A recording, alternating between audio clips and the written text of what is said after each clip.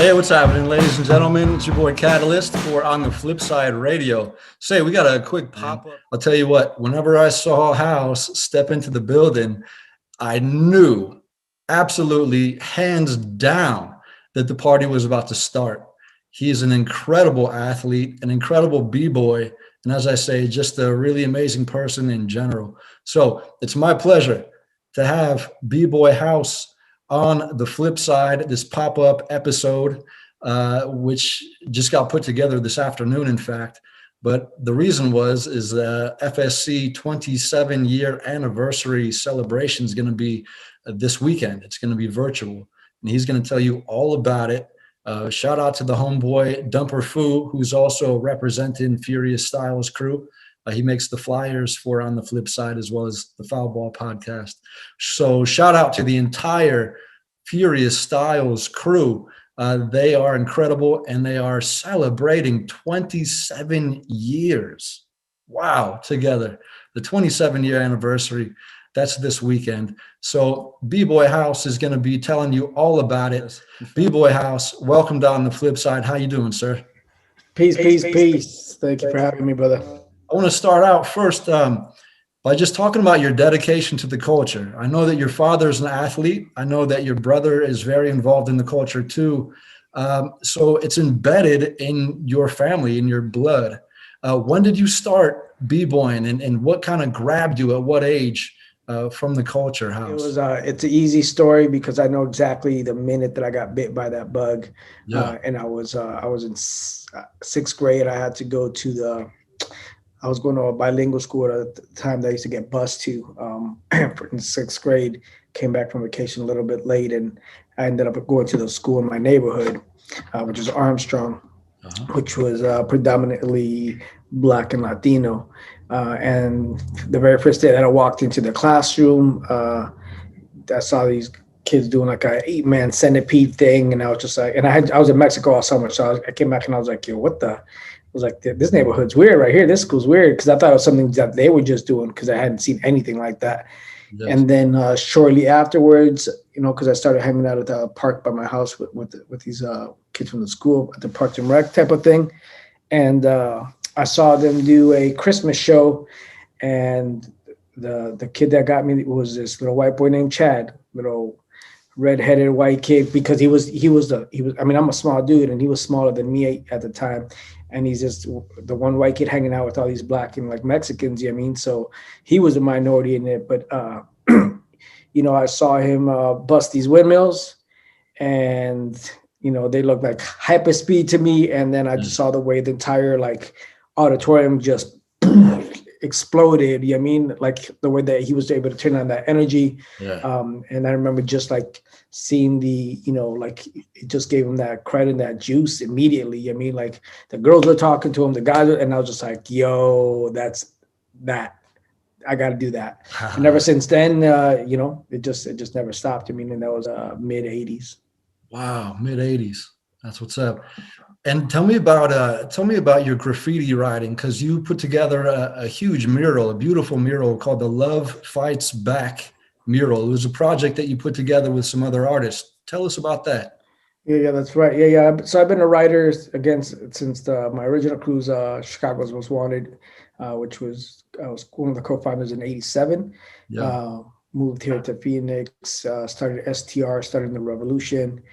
Branched off to SUS, Styles Upon Styles, which is where the B-Boys came from. We were a Styles crew at first, a division of SUS, et cetera, et cetera. So now, so it was inspired by, inspired, unfortunately, by all the things that have been happening, in particular right after the George Floyd incident. Yeah. The Black Lives Matter movement really turning up. And so I just, myself, I was like, I wanted to get out there, and, and I went up to a couple of the protests and things like that. But I was just like, I know I'm hesitant in this because there's so many things going on, especially with COVID. It adds that additional layer of unknownness, you know what I mean? But I wanted to still get involved somehow. I know there's other people that want to get involved.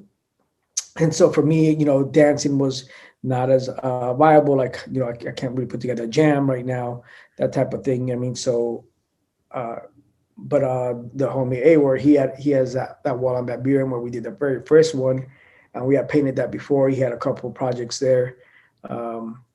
He had a couple of projects there that he had invited me to, and so we painted that wall, and he was sitting on it to do a Last Dragon mural, I think is what he wanted to do. And but it was just sitting, and then I was like, man, there's a way that there has to be a way for us to contribute. How do we contribute as writers, as artists, as hip hop heads? I can't dance right now like this, and so I reached out to him, and I was like, yo, man, I was like, I don't know what, but let's just bang something out on this wall. Mm-hmm. I know you're saving it for something else, but let's bang something on this wall for right now. Let's figure it out. And he, immediately was like, yeah, let's do it. And I think the initial meeting was me, him, and Mr. Groove. And so we were thinking about like, what's the concept? What do we do behind it? It being something universal, it being something that everybody can relate to. It needed to be, so we started throwing around some codes, some names, and Mr. Groove, he immediately, he's like, and I think he's had this in his pocket to try to do something with it, but obviously we're fans of Tumex. That's the homie. Yeah. Right. And so Groove was like, love fights. How about love fights back? And as soon as he said it, we were like, that's it. That's boom. That's fucking everything. Like that says everything. And we're like, that's that perfect balance, of what needs to happen now. We're like, that love is what we're highlighting, but at the same time, like it's time for that revolution. It's time for us to stand up, whatever kind of way that looks like. And so, it spawned from there. And then, I didn't want to make it a crew thing. I don't want to make it a Furious Styles crew thing. And, and so it was more of like, let me get some writers that are going to be together, because it's going to be all volunteer. Everybody has to put up their own paint. We're not painting our own names. You might be the best writer in the city, but you might end up doing some background work. Like you might be sweeping up. I don't know, you know what I mean? So it had to be cast that were on that kind of vibe. And I also wanted to get cats that haven't painted together that much. So let me put some people that people might be like, "Whoa, those cats are painting together." That's I wasn't expecting that type of thing. And so that's been the goal, and not to make it any one set of any one single squad or anything. We're hoping to continue rotating it.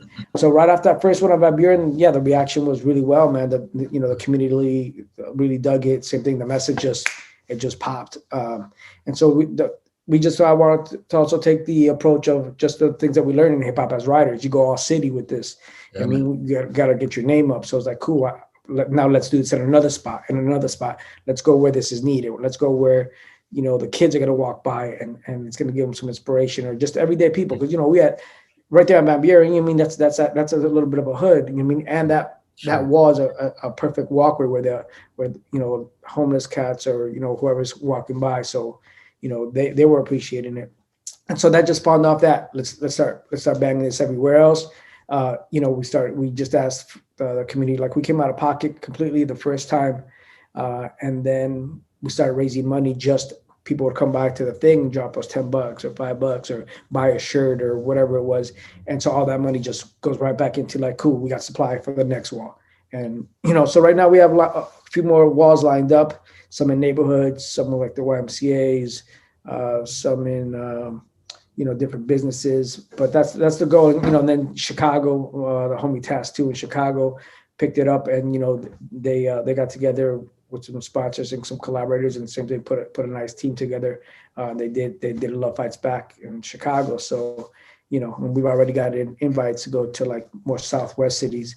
So that's the goal, and hopefully, try to get smarter now, try to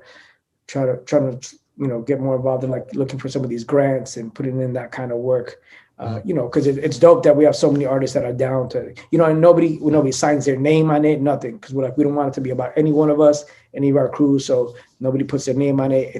It's just that's it. Love Fights Back. Wow. So mad love to everybody that's been involved, everybody that's behind the scenes that donated and come support it. And just things like this is dope. To know that it's resonating with people. Yeah, absolutely.